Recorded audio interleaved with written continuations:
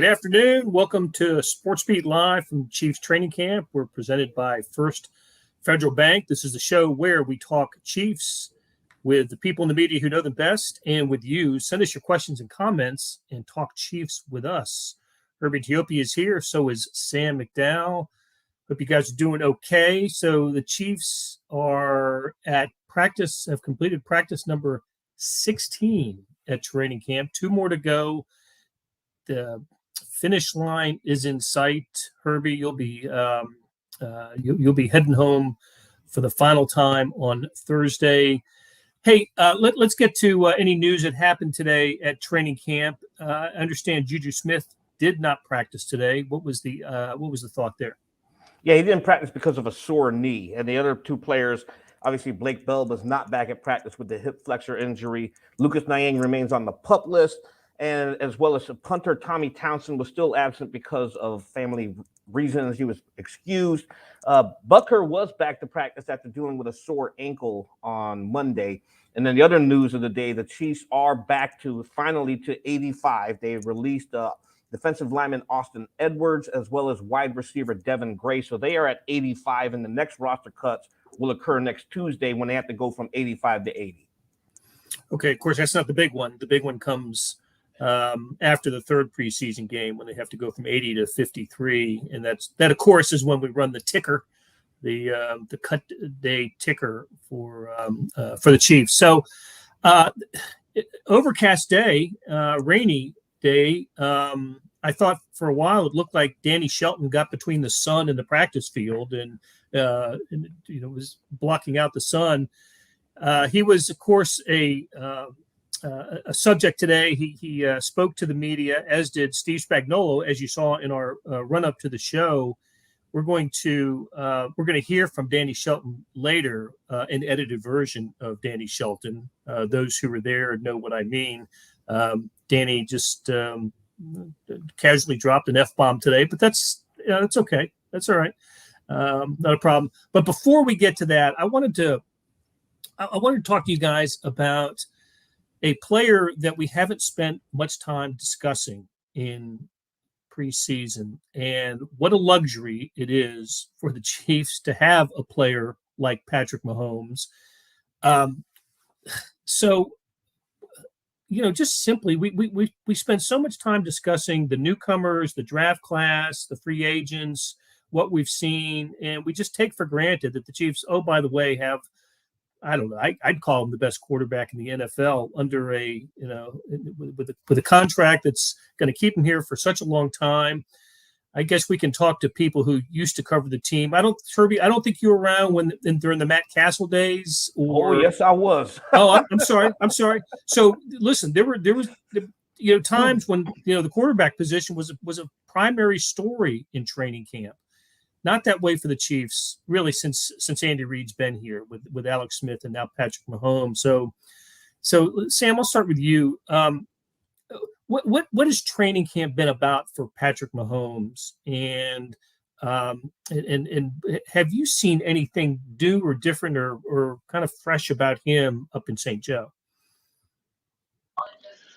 I don't know about the second part, but this training camp I feel like is as important as one he's had since the last 3 years, I'd say maybe. I mean, Vahe keeps phrasing it as his screen of view is different than it has been for the past 3 years. Like when he is in the shotgun and he looks out at the guys around him, it's as new of a group as he's had since he's been here. I mean, Tyreek Hill has been his leading wide receiver in every year that he's played quarterback in Kansas City, and he's gone.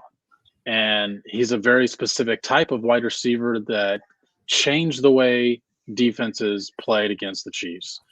And so without him, I think that you're going to see, he's implementing a new playbook for one, not completely new, but I think there's more new layers this year than there has been at any point in his career. And then also you're going to see different defenses against the Chiefs. Last year we talked about how consistent the defensive schemes were against the Chiefs. They're going to be different this year, and that's going to require some mental aptitude adjustments from Patrick Mahomes. So you're right, Blair. I mean, there's so many other new faces around here that they're all worthy of conversation. but those new faces have changed the consistency too. To change the guys who are still here, I think Kelsey is going to be a little bit different this year, and certainly Patrick Mahomes has a lot of differences to get accustomed to. Yeah, all the new faces, and so many of them just orbit around Patrick Mahomes, don't they? That is how significant he is to this team. Herbie, I thought about this morning. Can you make a case? I think you can, but I want to hear your case about this, that the Chiefs have the best quarterback situation in the NFL. Go ahead. Yeah, I would tend to agree with that because you have a young stud. You have an elite quarterback.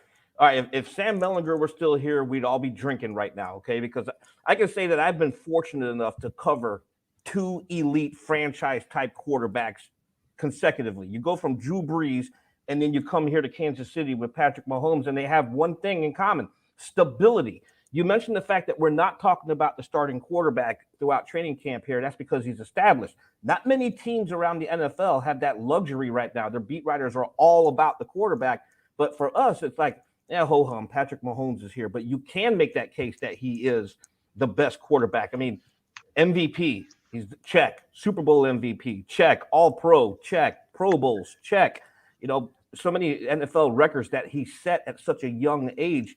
And the Chiefs are built for the future because of Patrick Mahomes. I was thinking about this yesterday to piggyback off of what Herbie just said. May or may not be writing something on this, but it's not just Patrick Mahomes. It's just the lack of, I guess, drama, for lack of a better word, that comes around him.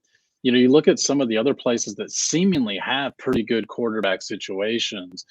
Baltimore, I mean, look at the contract situation with Lamar Jackson.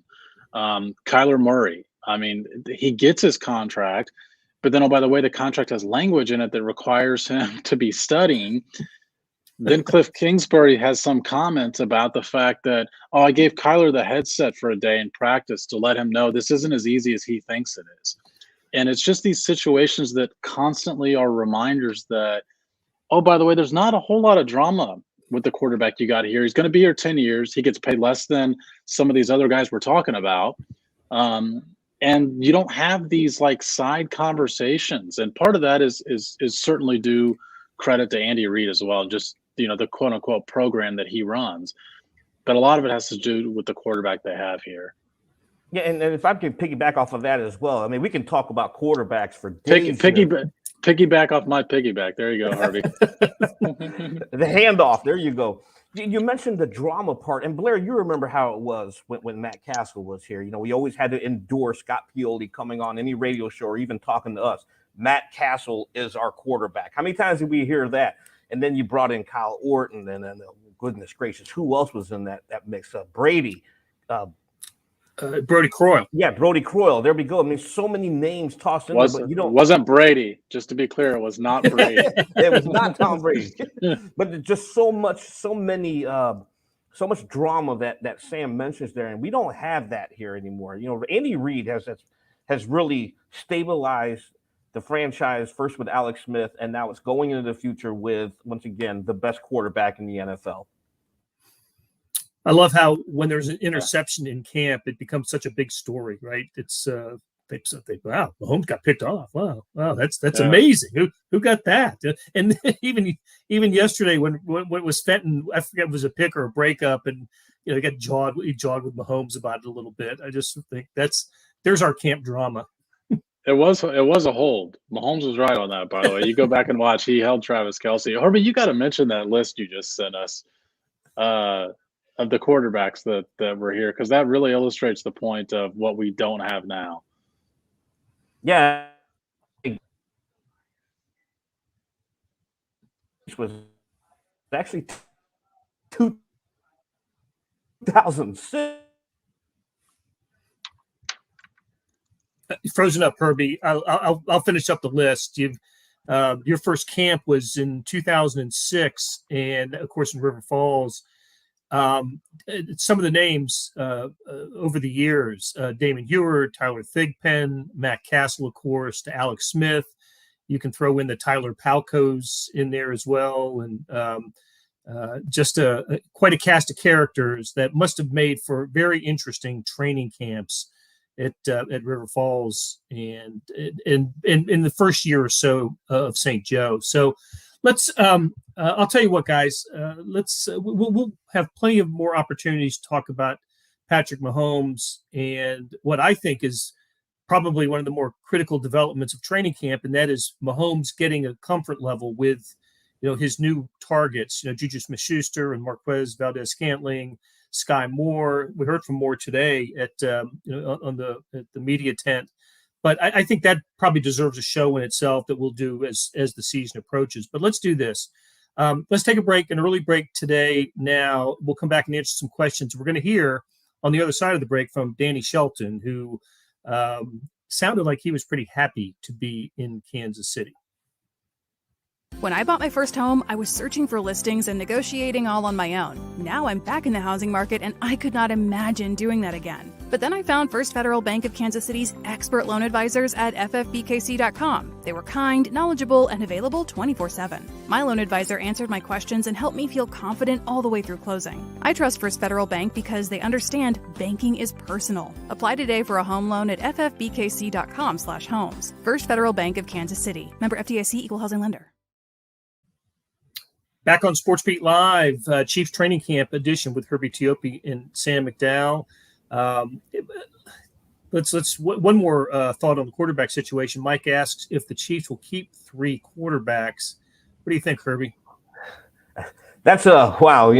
We were actually talking about this in the media tent the other day, but this is going to come down to what positions they want to sacrifice. Last year, they started off the active 53 with just 2. It was Chad Henne and obviously Patrick Mahomes.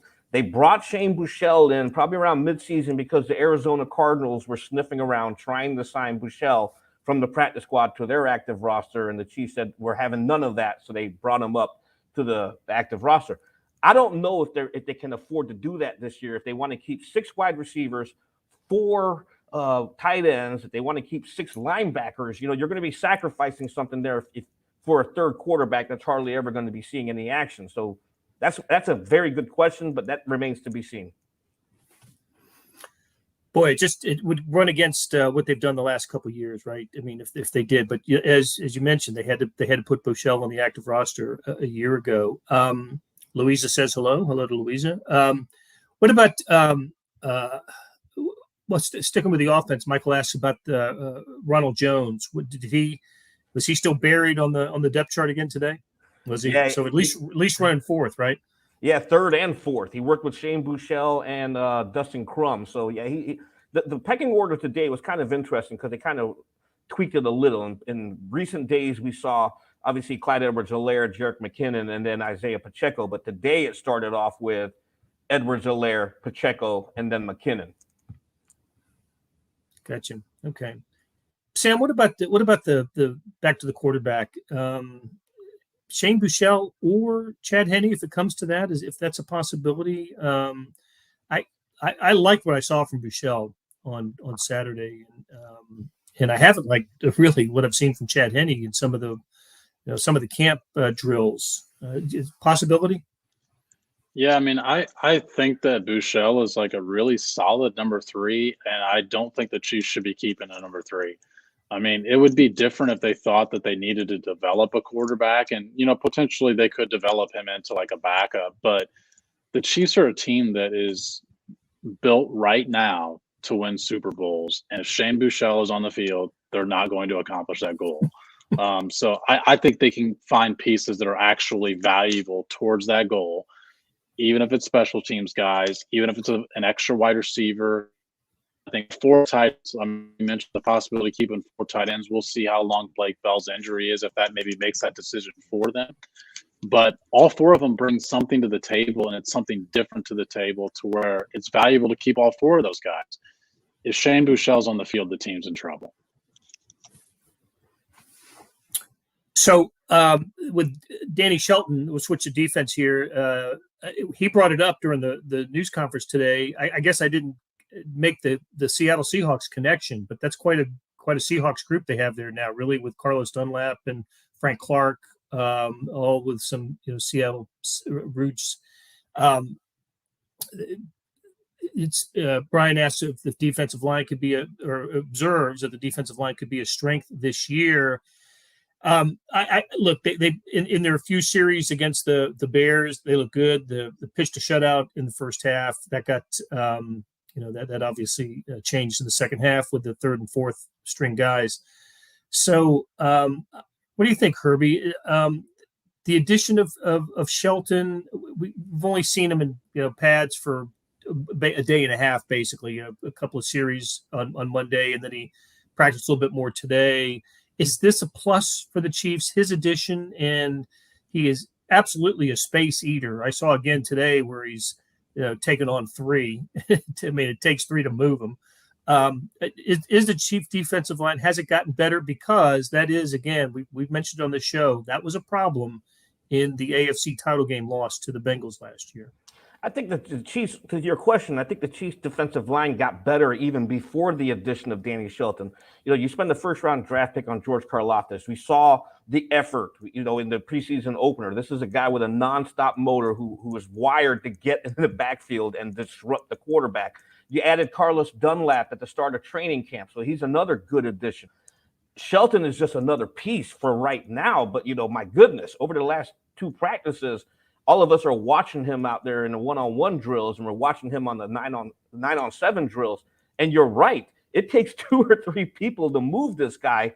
And if the Chiefs are looking for someone to fill up the gaps, they're going to have it with Chris Jones and Danny Shelton if he's part of that starting rotation. And Steve Spagnuolo brought it up earlier during his press conference after practice. He mentions if you had those guys up the middle, that frees up the guys on the end. Because now the quarterback doesn't have a place to step up when you've got Shelton or Derek Nottie or Chris Jones or even some of the other guys, Tershawn Wharton in that part as part of that rotation.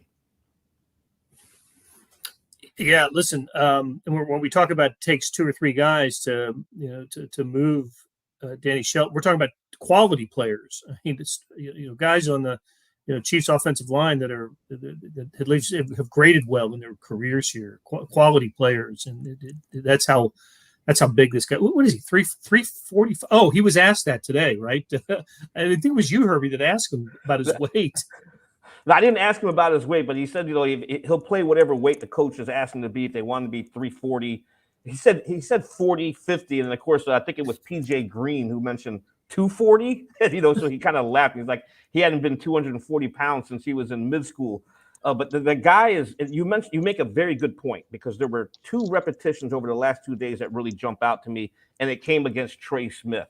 If you're able to move Trey Smith the way Danny Shelton did, that you can't help but notice that kind of stuff. Can you imagine if a coach decided that 340 was not enough and you needed to be more like 350? We need you to gain 10 pounds here, Danny. We need you to be more like 350. We have some special guests here. The Chiefs PR team right behind me, the intern team. Great people there. You got 2 KU Jayhawks. You got Skylar from Rutgers, and you have, oh my goodness, an Iowa State person, Kelsey.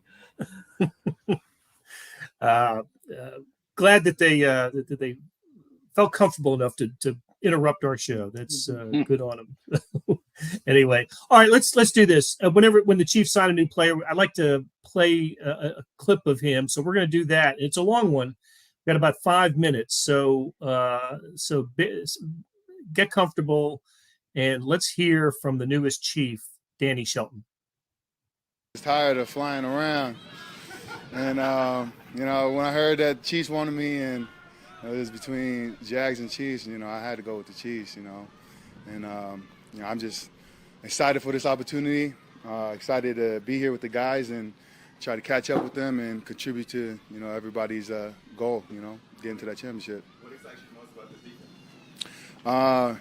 I've always been a fan of Spags and how he runs things, and then Andy Reid too, So just the opportunity to be out here. Obviously, we got these high caliber players on our team, and just to be around those guys, it excites me to be able to compete with them, and hopefully learn something that I can add to my toolbox. What is it about Spags' defense that made you a fan? I think the juice, really. So Spags, he has this kind of energy. You know, you don't want to fuck it up. You don't want to get on his bad side, and so and he's smooth with it. You know, so it's like you respect that. You know, and you want to do your best out there, and so you bring in the juice. You get in your playbook and you do your best to produce. You had a great rep today, and your teammates really rallied. And then I saw a couple of guys talking to Beach about you and pointing out. What's that like getting welcomed like that? I'm not gonna lie, I feel good, because I'm coming in mid camp, and a lot of guys don't want to hear a new guy talk and stuff, and so I'm here trying to soak up everything, and add a little knowledge to the younger guys too. So I'm here helping out as much as I can, but it feels great to be welcomed from these guys. Do you like to be ready to play Saturday? Honestly, if coach put me in there, I'll be ready. So. Did you have a visit with the Chiefs? Did you fly in at some point before signing, or no? Or did you just visit other teams? Just visit other teams. Yep. How many teams were in the consideration? Had Panthers, Raiders, and then the Jags, and then Chiefs. You guys called, and I was ready. Danny, you bounced around from several different teams. I guess at this stage of your career, how much are you looking for? Maybe if you can have one good year to maybe stick in a certain place for an extended period of time, sort of place. I think that's the goal. When you're in the NFL, you never know.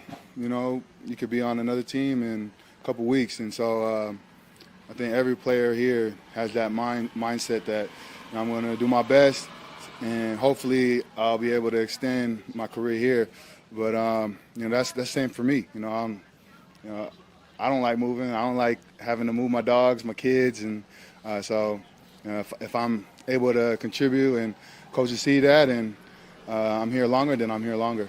What did you envision playing next to someone like Chris Jones, who's been a Pro Bowler several times, or known pass rusher, and you guys sort of working together inside? Chris Jones is a beast, and I played alongside a lot of beasts, and I'm just gonna do the best that I can to help him out, and do the best I can to help out this defense. That's the overall goal. You were fan Spags and Andy Reid. What are your impressions? You've just been here a little while of the culture here, kind of what it's all about. Yeah, it's different for me, so it's a new experience. I've been in that Patriots, if you want to call it, organization for past 4 years, and so this is a new structure and a new feel. So I like it. I'm getting used to everything. It's only my second day, and so I'm just ready to fill in wherever they need me to be in. You mentioned wanting to find that stability. When you look at your career, why do you think it didn't work out at some of the other teams? I say it really comes down to coaching style and what they want in their defense. Me, I'm a bigger D lineman, so a lot of guys see me as the run fit guy, and a lot of defenses now have been more like pass rushers, and so I'm honestly just gonna be here ready to play wherever they need me and stay on my toes. You gonna bring the lava into the locker room? I mean, that's the plan. I want to mess up anything, but I want to bring a little bit of me and share my culture with everybody. Yeah, it seems like you and T are similar size, similar playing style. You've been in 3 down and 4 down fronts. Which one do you prefer? Shoot. I say 4 down, you have a little more fun. 3 down, that's a little more gritty, and that's me. I grew up the hard-nosed football, no gloves and just, smashing somebody in the face. And so I personally like 3 down, one-on-one, bring on a double team, bring on a triple team, do my best to push the pocket. Good stuff. What was that question that Herbie asked? If he's going to bring what to the locker room? It's a Polynesian skirt, lava lava. There's a story with that. Okay, when he was in Cleveland, because remember in 2015 when he was the 12th overall draft pick, he walked out on stage in traditional Polynesian garb, and he had one of those grass skirts on. That's a lava lava. That's part of the Polynesian culture. So when he arrived to Cleveland, he actually helped spread that around, and he taught some of the players about the poly culture. Cool. That's a cool story. That is cool. Very cool. And I like also how he kind of accepted the challenge, Herbie, when you asked him about why it didn't work out in other places. Look, it was a good answer too. I mean, everything's every defensive lineman's got to be a pass rusher. I don't see him as that. And you mentioned it, you alluded to it earlier. Spags says if you collapse the pocket, that gives defensive ends the opportunity to do what they do well. I see him as that player, right? Basically just taking up space, collapsing the pocket, taking on double teams, and keeping, making it, easier for Frank Clark, for Michael Dana, for George Karlaftis, for Carlos Dunlap to do their jobs. I think if anything, it also will help out against the run. If there's one big knock against the Chiefs defense over the past 2 or 3 seasons, we see it all the time. They start off slow, and one of the major issues is against the run. You get a space eater like Danny Shelton in there. We mentioned allowing the pass rushers to flow. That allows the linebackers to flow as well if you're trying to stop the run. Brian says that don't sleep on Turk Wharton. I agree. I thought he had a nice game on Saturday, and also notices or asks if we're getting a little Dan Saliamua vibes. I remember Saliamua. That was he was back in the 90s. A really good, great, tough player for the Chiefs. So,